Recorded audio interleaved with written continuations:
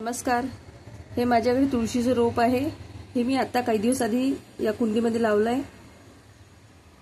माझ्याकडे ॲक्च्युली पहिले एक वेगळी दुसरी तुळशी होती, ती खूप सुखायला आली होती. मला वाटलं आता आपल्याला नर्सरीमधून दुसरं रोप आणावं लागेल.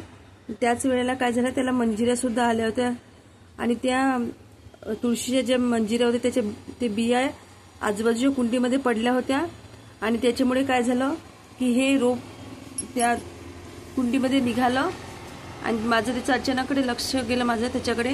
ते तेव्हापर्यंत थोडंसं मोठं सुद्धा झालं होतं. आता बघा हे किती मोठं झालं आहे.